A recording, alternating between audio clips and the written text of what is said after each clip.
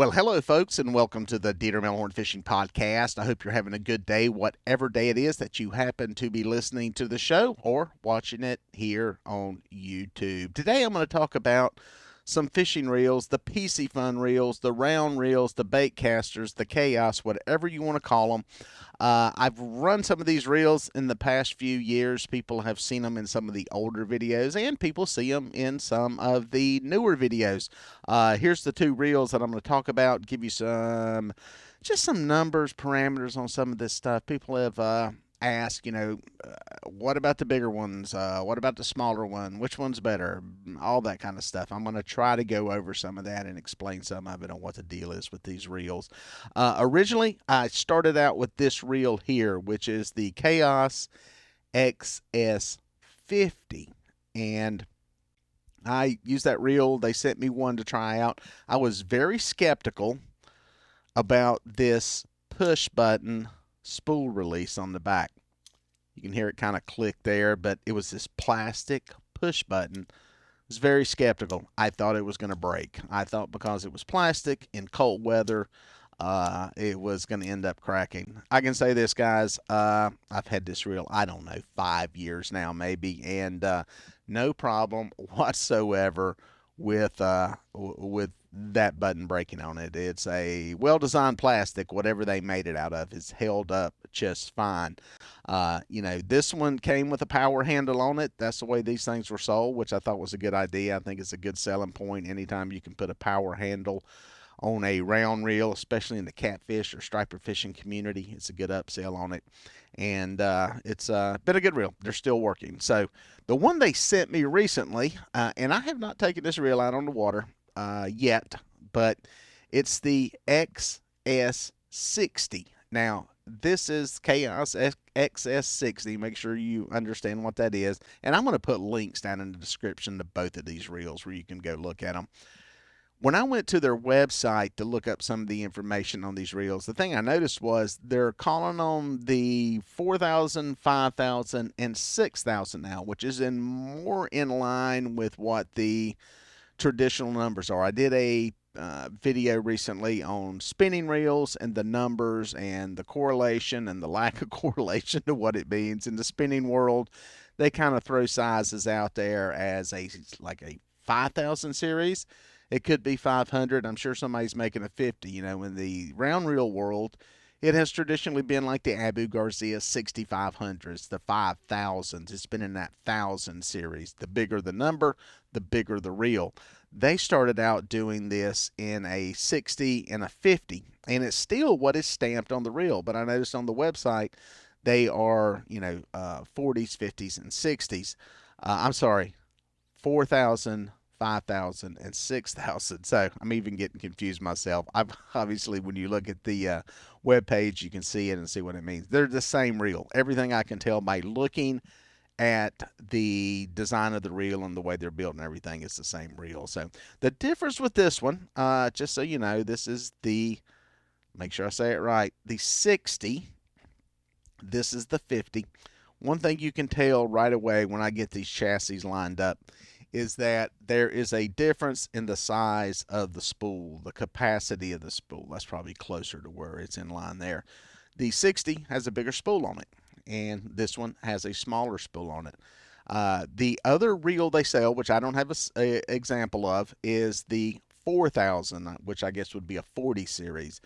The big difference between this one and that one is, one, the 4000 obviously is smaller, and the 4000 comes with the little double handle on it. The 4000 does not come with the power handle, so a little difference there. The other thing on these two is the release button. This one is more of the traditional single metal button on the right side of the frame, right side of the chassis, that you push to release the spool. So a little different there. They're both level winds, which level wind means it has one of these things on it that goes back and forth across the spool, putting the line on even. So it's nice and even and level. The reason it's called level is because if you put that line on in one place, the spool will be uneven and it'll be a big hump. It won't be level. A true conventional reel does not have this little level wind mechanism on there.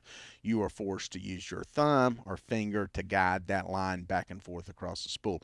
What's the advantage of not having a level wind? Well, the biggest thing is, especially when you're fishing with saltwater, for saltwater fish that can really smoke some line off a reel, like a king mackerel or one of the sailfish or a big shark, is that the line is coming off the spool so fast, this becomes extremely hot going back and forth. I have caught a king mackerel on a Piscifun reel that has a level wind, and that reel is not designed for that, but I caught one on it. It was hot to the touch. It was not just warm, but it was hot to the touch from that thing going back and forth so fast. So these reels have a place. For us guys that fish freshwater, we can catch anything we want on these reels, whether it be striper, catfish, whatever you're after, carp. And it makes it a lot easier when it comes to cranking that line and running it back on there, especially for somebody like me who's a fishing guide. Having clients on the boat that are not used to using them, you don't have to worry about that. Running their finger back and forth across it. It's got a drag that has kind of a clicker, kind of a little ratcheting mechanism in there. You can feel the different clicks instead of just spinning. You can't really hear it, but you can hear it every little turn. 1, 2, 3, 4. Tightening up. These do the same way. On the bottom, I think both of these are that way. Matter of fact, here's the date on this reel. I write the dates on a lot of reels when I put them into use.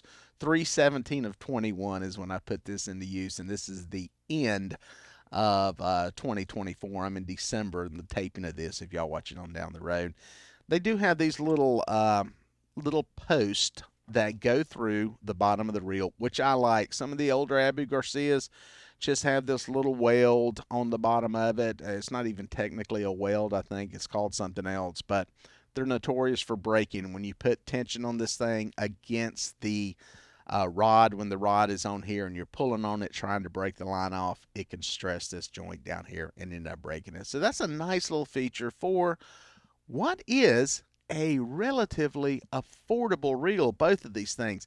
I'm going to mention the price only because uh, to use it for comparison. Obviously, this price will change depending on when you watch this video. That's why the links down in the description are good. You can go see what the current price is. But, right now, these two reels are selling within $10 of each other. They're 50 to 60 bucks. 50 for this one, 60 for that one.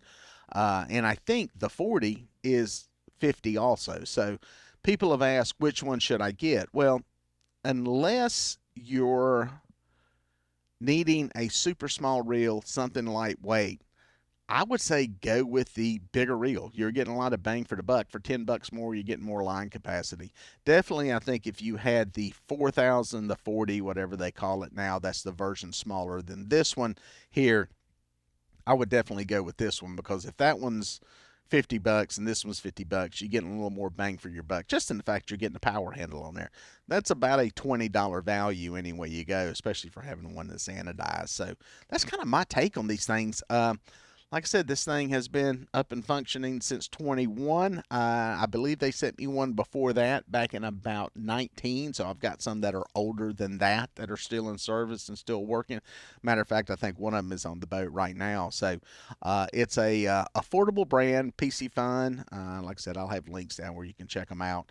Make a lot of different stuff. I did a video recently on one of their two-piece catfish rods. It's got illumination on the inside, or a illumination and tip, batteries on the inside, and they make a lot of good stuff. A lot of stuff that's affordable, and it's something you can, if you're interested in these, my suggestion is I would go with this one for no other reason than you're getting a little more bang for your buck. Just with the, for 10 bucks more, get this big one. It's the size of the other Ancient Mariner reels, the Catfish Pro reels that I use. It's that same size, same class of reel there.